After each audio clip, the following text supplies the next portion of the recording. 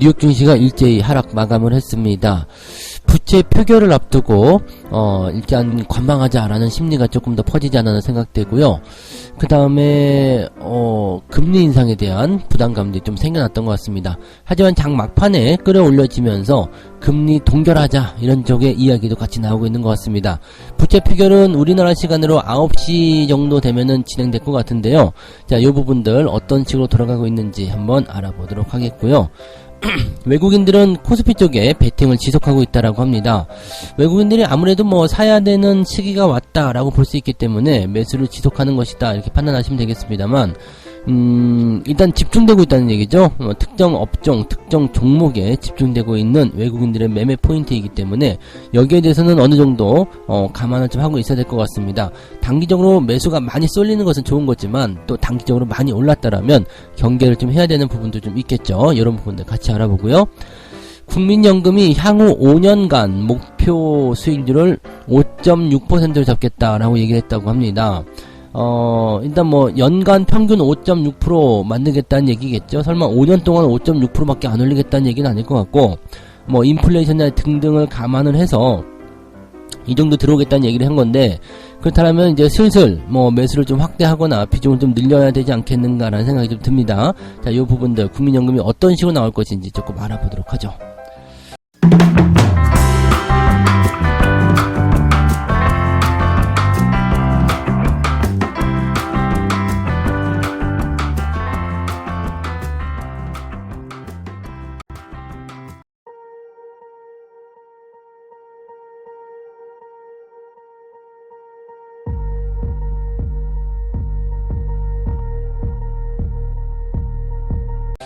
네, 반갑습니다. 오늘은 6월 1일 목요일입니다.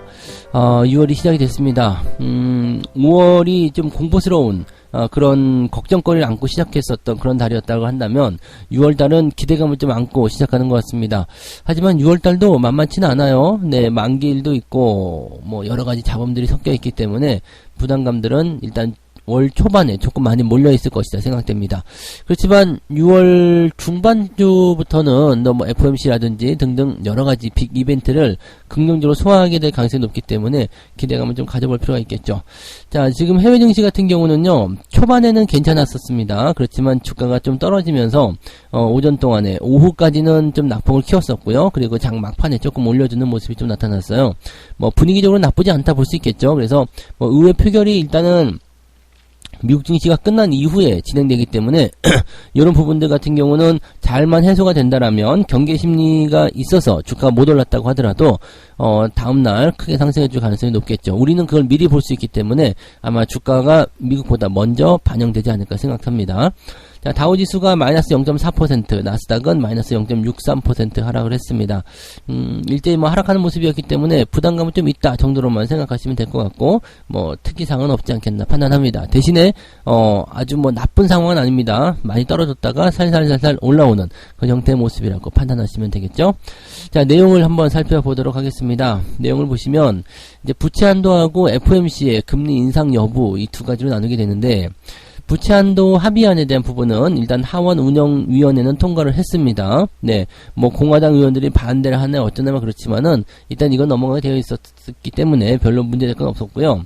자, 5일 날이 이제 엑스데이트 날이라고 하죠. 이제 디폴트 시점이라고 하는데 그 전까지 이제 표결을 만들기 위해서는 오늘 일단 진행을 해야 되고 그 다음에 하원 지나가면 이제 상원으로 넘어가게 되겠죠. 자, 지금 공화당 파들은 메카시 하원 의장을 사퇴를 촉구하고 있다라고 합니다. 물러나라. 네, 네가 뭐 하는 거냐? 근데 누가 저 의장 자리에 앉아 있었다 하더라도 누가 메카시의 입장이었다 하더라도 아무리 강경파라고 하더라도 미국이 디폴트에 대한 책임을 지고 싶지 않았을 거예요. 그냥 말만 저러는 거죠. 그래서 넘어갔을 것 같고요. 이번에 하원의 문턱을 넘을 수 있을 것인지 이 부분에 대해서는 지금 조금 있다가 오후 8시 반이더라고요. 저는 아침에 하는 줄 알았더니 걔네들이 이렇게 일찍 할 리가 없지. 그래서 저녁 8시 반이요. 그래서 우리나라 시간으로는 8시 반에서 9시 정도 장 시작하기 전에 진행될 것 같습니다. 이게 어떻게 되느냐에 따라서 오늘 시장 상황은 좀 달라질 수 있겠죠. 그래서 우리나라 증시도 여기에 대한 관망세 좀 보이다가, 즉 오전에는 약간 주춤하다가 표결 결과에 따라서 상승 흐름을 타게 될 가능성이 높다라고 보시면 되겠습니다. 어쨌든 뭐 그런 부분들이고요. 연준 당국자들 같은 경우는 지금 금리 인상에 대한 가능성들을 많이 열어놨었어요. 생각했던 것보다 고용지표가 좋게 나왔어요. 그래서 뭐 구인 광고가 많이 늘어나고 막 그런 부분이 있어서 이거 금리를 인상시키겠는데 라는 생각이 좀 있었거든요. 근데 오히려 이제 그 베이지북이라든지 이런 거 발표가 되고 나서는 이 연준 인사들이 금리를 동결하고 싶다라는 이야기를 많이 해줍니다. 그러면서 지금 주말 내일인가요? 내일 발표되는 고용지표 실업률이요. 이 실업률이 어떻게 나오냐에 따라서 이 결정권이 확 바뀔 것이다라는 얘기들도 같이 나오고 있습니다. 그래서 이번에는 최고 금리에 도달했다는 의미로 금리를 동결하자는 것이 아니라 스킵하자. 스킵하자. 그러니까 건너뛰자는 얘기예요. 이번에 금리 인상을 한번 건너뛰고 상황을 한번 보자. 계속 이제 경제 지표나 상황들이 좋게 만들어지게 되면 금리 동결 기조를 계속 유지하고, 그게 아니면은 금리를 조금 그때 가서 올려도 되지 않겠느냐. 이번에는 좀 스킵해보자. 라는 식으로 얘기를 나왔다고 합니다. 이거는 시장에 분명히 좋은 소식이에요. 어떤 식으로든지 간에 금리 인상에 제동이 걸렸다라는 것은 긍정적인 포인트가 나올 수가 있겠죠. 그래서 지금 부채 한도 협상에 대한 부분들은 한 뭐 두세 시간 정도 더 지켜봐야 되겠습니다만, 장 시작과 동시에 어느 정도 상황이 좀 윤곽이 드러날 것 같고요. 그 다음에 이 FOMC 금리 관련한 부분에서는 뭐 그냥 금리 이번에 동결 가능성이 굉장히 높지 않겠나라고 생각이 되고 있습니다. 그래서 그런 부분들 참고하시면 될 것 같아요. 별로 문제될 건 없어 보입니다. 자, 그 다음에 시장 전문가들 이야기도 한번 들어보죠. 중국의 지표 부진이 경기 둔화에 대한 우려를 부추겼다, 이렇게 지적을 했는데, 중국이 이제 뭐 리오프닝이라든지 뭐 이런 등등의 여러 가지 방안을 내놨지만은 딱히 눈에 띄지 않았어요. 그래서 뭐 지준율 인하 이런 것들을 또 검토하고 있다고 하더라고요. 지금 중국이 본격적인 경기 부양을 좀 하겠다라고 얘기를 하고 있는 모습입니다. 하지만 중국이 경기 부양을 한다고 해서 이 한국에 대한 어떤 외교적인 어떤 부담감 이런 것들이 좋아지진 않을 것 같아요. 그래서 당장은 중국이 경기 부양한다고 해서 그 수혜주들을 바로 사지는 않으시는 게 맞지 않을까 생각됩니다. 어쨌든 그런 부분들 좀 보시면 되고요. 중국의 성장 둔화가 아무래도 좀 부담감을 주고 있다라는 것이고요. 대신에 일단은 요거를 한번 생각하시면 좋을 것 같아요. 엔비디아가 지금 보면은 주가는 좀 떨어졌잖아요. 걔네는 이제 많이 올랐기 때문인데, 그 뒤를 이어서 바로 또 인텔이 4% 치고 올라갑니다. 인텔이 올라간 이유는 뭐냐면, 반도체 수요가 살아날 것이다. 실적이 생각했던 것보다 괜찮다. 라는 식의 얘기가 나온 거거든요. 그러면서 뭐라고 했느냐. 이제 바닥을 찍고 돌아서고 있다. 이런 식의 이야기를 했습니다. 자, 인텔은 반도체 기업이에요. 물론 반도체 지수는 엔비디아 등이 떨어지면서, 뭐, 한 2% 정도 반도체 지수가 내려가긴 했습니다만, 인텔은 올라갔단 말이에요. 그러면은 지수는 좀 떨어지더라도 삼성전자나 하이닉스는 올라갈 가능성이 높겠죠. 왜냐면 실적적인 측면에서 봤을 때 1분기보다 2분기가 훨씬 나을 것이고, 또 우려했던 것만큼 그렇게 부담이 커지는 그런 형태의 모습은 아닐 것이다 라고 판단해 볼 수 있기 때문입니다. 그래서 지금은 이제 이 수급의 어떤 쏠림 현상이라든지 그런 부분들이 어떤 식으로 해소될 것인가를 봐야 되는데, 자, 국내 증시 쪽에서는 뭐 삼성전자나 하이닉스가 단기적으로 많이 올라서 그 주도주적인 역할을 좀 만들어내고 있었습니다만, 걔네들도 단기에 많이 올랐다는 것이 또 족쇄가 될 수 있겠죠. 그래서 지금은 단기적 조정에 들어가는 국면이긴 한데, 수급이 계속 밀고 들어오니까 이런 부분들을 어떻게 해석해야 되느냐, 여기에 대해서 좀 이야기 논란들이 많은 것 같습니다. 국내 증시는 뭐 어쨌건 아침에 관망세, 그 다음에 그 표결에 대한 부분들을 통해서 이 향후 흐름이 좀 바뀔 것이다. 그래서 오전 동안에는 일단 장 시작할 때는 관망세를 조금 보이는 것이 여러분들 유리하지 않을까 생각됩니다. 자, 이제 바로 그 수급 관련한 이야기로 넘어가 보도록 할게요. 두 번째 이야기 보도록 하겠습니다. 외국인들은 여전히 코스피에 베팅 중에 있다라고 되어 있습니다. 이게 어떤 부분이냐면, 최근에 AI 반도체 수요에 기대를 걸었다. 자, NVIDIA가 주가가 올라가면서 AI 수요가 크게 늘어날 것이다. 즉 AI 수요가 늘어나게 되면 반도체 칩의 수요도 늘어날 것이다. 그래서 반도체 기업들이 올라가는 것이다 라고 보시면 되겠는데, 그런 부분 때문에 외국인들이 지금 삼성전자와 SK 하이닉스에 집중적으로 매수를 하고 있다라는 얘기가 되는 거고요. 뭐 매수 금액을 보면 어마어마합니다. 네. 지금 뭐 반도체 관련 종목군들이 어제 조정을 좀 받았음에도 불구하고요. 매수를 뭐 강하게 들어옵니다. 그래서 기관들 매도하고 있죠. 그 다음에 그 개인들 매도하고 있어요. 기관들 같은 경우는 단기적 차익 실현을 좀 하고 있는 것 같은 느낌이긴 한데 그 매도 치고 있는 모습이에요. 그리고 개인들은 꾸준히 팔아먹고 있는 모습이고요. 그럼에도 불구하고 외국인들은 그러거나 말거나 모르겠다. 그러면서 삼성전자를 1,400억, 하이닉스를 1,700억 사들입니다. 네, 반도체 잘 간다는 이야기죠. 뭐 1,400억, 1,700억 이게 작은 수치가 아닙니다. 어마어마하게 많이 들어온 수치예요. 그래서 연일 이렇게 매수해주고 있다는 것은 여기에 대한 기대감을 굉장히 크게 가지고 있다는 얘기가 좀 되겠죠. 그래서 지금 현재로서는 반도체 업황이 최악의 상황을 지나쳤고 이제 추세를 돌리고 있다. 상승 사이클로 전환이 되고 있다라고 보여지는 부분이 되는 거죠. 반도체는 이제 상승 사이클 전환됐을 때요, 상당히 오랫동안 상승하는 경향이 좀 있습니다. 그래서 삼성전자나 하이닉스의 주기를 좀 살펴보시면 아시겠지만 이렇게 한번 크게 떨어져서 바닥을 잡고 나서 반등할 때는 시간적 여유를 두고 굉장히 많이 올라가고 있다는 것을 우리가 꼭 참고하셔야 됩니다. 그래서 이런 부분들 보셔야 되는 거고요. 지금 외국인들의 매매 동향을 좀 살펴보게 되면 삼성전자와 SK 하이닉스가 순매수 1등과 2등을 차지하고 있다. 그리고 그 다음에 현대차, LG전자 이런 것들도 같이 들어오고 있다라고 되어 있습니다. 현재 5월달 현대차 순매수 금액은 2천억 정도, 기아는 순매수 10위권에 들어가 있습니다. 그래서 전차 군단이죠. 그냥 네, 전차 군단입니다. 그래서 뭐 향후 주도주, 시장이 좋아질 때 주도주로 나설 수 있는 것은 전차 군단. 여러분들이 충분히 네, 매수하고 대응하실 수 있는 시간은 있었으리라 생각합니다. 그냥 잘 담아 놓으시기만 하면 돼요. 올 연초부터 해서 올라온 부분들이니까 작년 찬바람 불 때쯤 전차 군단 우리가 이야기 했었잖아요. 그러면서 매수를 계속 해왔었기 때문에 충분히 가능성이 있다고 보여집니다. 삼성전자는 얼마 전에 보니까 그 지난 작년 7월 이후부터 저점으로 들어갔다가 반등 나가는 시점 이용해가지고 매수한 게 7차례, 8차례 정도 되더라고요. 제법 많이, 네, 매수 포인트들이 많이 있었는데 그 가격대 대비해서 지금 수익이 잘 나오고 있어서 상당히 괜찮은 것 같습니다. 그래서, 이렇게 그 향후에 좋아질 것 같다 생각되는 종목군들이 바닥에서 움직이고 있을 때 또는 수급이 살아나고 있을 때는 지속적으로 담아주는 것이 필요한 부분이라고 보시면 돼요. 네. 다만 이제 현대차도 그렇고 자동차 부품주, 전기차 관련주들, 그 다음에 반도체 이런 종목들이 전부 다 뭐예요?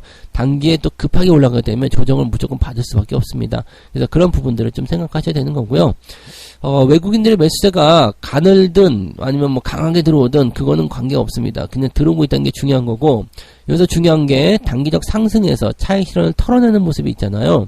그런 모습이 있을 때 물량이 얼마큼 나오는지 봐야 됩니다. 지금 삼성전자 같은 경우는 이번 달에만 네, 지금 삼성전자 하이닉스 합쳐가지고 거의 한 4조 원쯤 매수가 들어온 것 같아요. 삼성전자만 2조 한 4천억 정도 들어갔고, 그 다음에 하이닉스가 1조 4천억 정도 매수가 들어갔거든요. 그러니까 거의 한 4조 원 정도가 삼성전자 하이닉스에 몰려있는데 이거 물량 다 빼가지 않는 이상은 수급이 계속 들어오고 있다고 봐야 됩니다. 그래서 뭐 매도가 한 1조쯤 나와도 괜찮을 것 같은 느낌이긴 해요. 물론 그 정도 나오면 조정은 세게 들어오겠습니다만 조금 팔고 그 다음에 다시 많이 사는 거, 이런 전략들은 여전히 지속될 것이다 보여지면 되겠습니다. 어쩌면은 안 팔고 버티고 있다가 다시 살 수도 있습니다. 왜냐면 매도를 하지 않더라도 기관이나 얘네들이 단기적 차익 실현 막 들어가고 있거든요. 그러니까 손 안 대고 코 풀 수 있는 상황이니까 굳이 팔았다 샀다 할 거 없이 떨어지면 더 사겠다, 이런 식으로 대응이 될 수도 있겠죠. 자, 아무튼 뭐 이런 부분들인데, 그렇다고 해서 뭐 지금 걱정거리가 있을 거예요.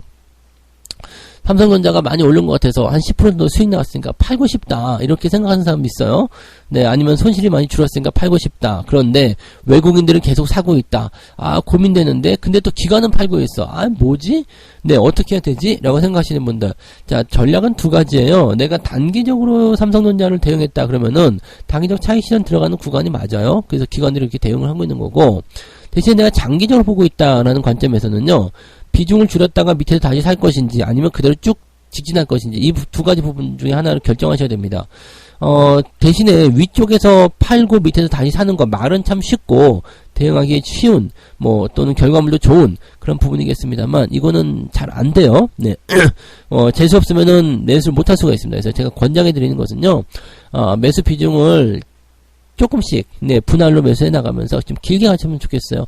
주가가 떨어질 때는 그냥 매수를 멈추고 기다리세요. 쭉 들어와서 지지점 받고 다시 나갈 때, 그때 또 다시 매수해 주기 시작하고, 그렇게 가시면은, 네, 아마 이 사이클적인, 즉 주기죠. 주기적인 입장에서 봤을 때, 지금 바닥을 통과하면서 제법 많은 수익을, 많은 상승을 보일 것으로 예상되는데, 그런 부분들이, 네, 여러분들한테 다 수익으로, 좋은 결과로 가게 될 겁니다. 네, 코스피 지수도 같이 올라가겠죠. 그래서 지금 올 하반기, 내년도까지도 주가 상승을 기대할 수 있는 부분이기 때문에 거기에 대한 기대감을 좀 장기적으로 보시는 게 좋겠습니다. 10%, 20% 먹으려고 주식하는 거 아니잖아요. 그렇죠? 네. 좀 더 멀리 내다보고 대응하실 것을 권장해 드립니다. 네. 세 번째 이야기 넘어갈게요.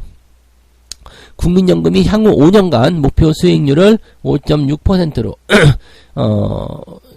내세웠다라고 되어 있습니다. 그러면서 해외 투자와 대체 투자 비중을 계속 확대하기로 했다. 이거 좀 마음에 안 들어요. 네. 국민연금이 올해부터는 매수를 좀 해주겠다라는 얘기를 분명히 했었거든요. 그런데 6월달이 됐는데도 지금, 네, 국민연금이 매수했다는 얘기 들어보셨어요? 못 들어보셨죠? 얘들 지금 뭐 하는 애들인지 모르겠네. 지금, 그런데 장기적으로 수익을 늘리기 위해서 해외 투자와 대체 투자 비중을 늘리겠다. 얘들이 작년에 해외에서 얼마나, 네, 까먹었는지를 기억을 못 하는 것 같은데, 지금 이렇게 해도 되는 건가 싶네요. 네. 지금 5년 단위의 기금 운영 전략으로 등등등 해가지고, 네, 수익률을 5.6%를 정했다라고 되어 있는데, 5년간이니까 연간 목표 수익률이 5.6%겠죠? 인플레이션은 한 2, 3% 감안한다 생각했을 때, 그 정도다. 그러면 실제로 인플레이션 제끼고 나면 한 2% 정도 먹겠다는 얘기잖아요. 장이 오를 때는 5% 이런 거 아무것도 아닌데, 근데 연간 목표 수익이 5%는 네, 이건 그냥 적금 넣으면 되는 거 아닌가요? 네. 못하려고 이렇게 하지? 1년에 5.6%면은 적금, 네, 적금이잖아. 예금 금리 얼마 전에 5% 나왔었잖아요. 해외 투자의 비중을 늘리겠다. 이것도 있고, 대체 투자가 예금 아니야, 예금? 네. 나 900조 정도 예금 넣으려고 하는데요. 그런 거 아닌가? 참. 뭔지 모르겠네. 지금, 근데 5년간 5.6%를 먹겠다. 이거는 미친 짓이고요. 연간 5.6%일 거라 생각합니다. 나 5년 동안 5.6% 먹겠어라고 하는 것은, 이거는, 네, 자격이 없어요. 근데 연간 5.6%도 좀 아닌 것 같아 보이는데요. 적금 넣지, 누가 이렇게 하겠습니까? 그죠? 네. 놀겠다는 건가? 네. 아무튼요, 네, 연기금 이야기 들어보면, 실제 경제 성장률과 물가 성장률 전망을 고려해서 향후 5년간 목표 수익률은 5.6%를 했다. 주식 55% 내외, 채권 30% 내외, 대체 투자 15% 내외를 결정했다. 사실 이거 국민연금은 대형주 쪽 매수를 해서 또 고배당주 있잖아요. 그쪽만 투자해서 1년 동안 그냥 들고만 가도 뻘짓거리만 안 해도 되거든요. 그냥 들고만 가도 솔직히 얘기하면은 5%는 넘습니다. 배당 수익률하고 합치게 되면 5%는 넘어요. 고배당 종목들 같은 경우는 보통 4%에서 5% 정도 주거든요. 그러니까 이게 지금 목표 너무 보수적으로 잡은 건가요? 일부러? 네, 목표 수익률 도달, 달성, 이렇게 봐야 되는 건가요? 자, 올해 1분기 국민연금은 6.35% 수익률이 나왔대요. 그래서 58조 원의 투자 수익을 거뒀다. 라고 되어 있습니다. 지난해에는 8%의, 마이너스 8%의 수익률을 기록하면서 손실을 많이 봤는데, 이번에 주가가 올라오면서 조금 이제 투자 수익을 거뒀다라고 되어 있는 거죠. 네, 손실을 좀 복구했다라는 얘기가 되는 겁니다. 근데, 요거는 조금, 네, 다시 좀 생각했으면 좋겠어요. 네, 최소 5%다, 라면은 좀 모르겠습니다만, 네, 이거 지금 예금 금리 이건 것보다 조금 높게 잡은 거잖아요. 일을 안 하겠다는 얘기는 마찬가지죠. 그리고 저렇게 일단은 근데 중요한 거는 5.6%든 50%든 간에 중요한 건 저거죠. 이제 국민연금이 이제 뭔가를 하기 위해서 주식을 매수할 가능성이 높아졌다. 이 정도로 생각하시면 되는 거죠. 그래서 자금이 좀 시장에 유입이 된다면 긍정적인 기대감이 좀 나올 수 있겠습니다. 그 정도까지만 보시는 게 맞겠어요. 국민연금 이야기는 네, 괜히 갖고 왔네요. 네, 별로 들을 만한 이야기는 별로 없었던 것 같아요. 네. 이렇게 참고하시면 되겠고요. 세 가지 이야기입니다. 부채 폐결을 앞두고서 미국 증시가 하락했는데, 여러분들이 이제 이 시황 듣고 계시는 시점에서 이게 뭐 타결이 됐다든지 이렇게 나올 수도 있습니다. 그래서 오늘 장 초반 시점은 일단 관망, 그 다음에 부채 표결에 대한 부분들 때문에 이제 상황이 이제 정리되는 그런 모습으로 가게 될 것 같다 판단되고요. FOMC에서는 이제 금리 동결적으로 많이 기울어졌기 때문에 시장에 나쁜 소식은 아닐 것 같아요. 그리고 반도체 쪽 인텔 주가가 많이 상승했기 때문에 삼성전자, 하이닉스가 또 여기에 반응해서 올라준다면 지수는 많이 안 빠질 것이다 보시면 되겠죠. 네. 자, 외국인들은 코스피에 베팅을 지속하고 있다라고 되어 있는데 코스피 베팅을 계속하고 있다라는 것은 긍정적으로 받아들일 수 있는 내용 중 하나입니다. 그리고 특정 업종군에 몰려있기 때문에 약간 변수는 거기서 나타날 수 있겠습니다만 일단은 전체적으로 시장 자체를 좋게 보고 있다는 거니까 그렇게 보시면 되고요. 국민연금은 향후 목표 5년간 목표 수익률은 5.6%를 잡았다. 네. 너무 낮은 것 같아요. 너무 낮은 것 같고 운용을 저렇게 하면 안 될 것 같은데 또 이제 상승장이 왔을 때 5.6%에 만족하자라고 하면은 또 생각한 것처럼 올라갔을 때 매도를 계속 치게 되는 상황이 벌어질 수 있거든요. 그러니까 이런 부분들은 참고해야 되겠죠. 네. 그래도 긍정적으로 볼 수 있는 것은 국민연금이 그래도 매수를 조금 들어올 수 있는 그런 단계로 들어갔다. 이 정도 보시면 되겠습니다. 책 한 콕 읽고 마무리하도록 할게요. 어떠한 장세일 경우라도 참가하는 투자자의 심리가 영향을 준다. 예를 들어 여기는 상종가 저항선이라고 되어 있는데 이 책이 오래된 거라서 그래요. 옛날 책이거든요. 이게 뭐 90년대 초에 나온 건가 80년대 나온 건가 모르겠는데 하여튼 되게 옛날 책입니다. 그래서 그 상종가 저항선이라고 되어 있는데 요즘에 이런 말 안 쓰죠. 네, 그냥 전고점이라고 보시면 됩니다. 전고점의 경우 과거의 최고 가격 수준까지 주가가 상승하게 되면 과거에도 이런 적 없는 그런 고가에 매수하는 것일 수도 있겠다라는 불안감을 느끼게 된다. 그래서 사람들은 주식 매수에 소극적인 태도를 보이게 된다. 즉 전고점에 대한 부분에 도달하게 됐을 때 뭐 전고점에 물려있는 사람이 팔아먹을 수도 있겠지만 더 높은 가격 유례 없는 내가 가장 높은 가격에 사는 거 아니야? 이런 불안 심리가 작용한다라는 거겠죠. 그래서 항상 이 저항대, 매물대 여기에 대한 부분들은 우리가 잘 체크하고 넘어가면 되고요. 그 자리를 뛰어넘는 그런 추세가 나타난다 그러면은 주가가 더 많이 상승할 수 있을 겁니다. 그래서 그런 부분들도 같이 체크하고 확인해 주시면 좋을 것 같아요. 자, 오늘은 일단 장 시작 포인트에서는 약간 주의를 좀 해야 됩니다. 자, 미국 그 하원에서 표결이 어떻게 되는지 만에 하나라도 표결이 안 돼버리면 또 디폴트 위협이 확 들어올 수 있거든요. 그러니까 그런 부분도 생각하고 있어야 되니까 표결 결과가 나올 때까지는 일단 관망하시고 그 이후에 대응하실 것을 권장해 드립니다. 네, 자 저는 오늘 여기까지 이야기 드리고요. 저는 장중시황 때 다시 오도록 하겠습니다. 고맙습니다. 본 방송에서 제공되는 모든 정보는 투자 판단의 참고 자료이며 투자의 최종 책임은 본 방송을 이용하는 본인에게 있습니다.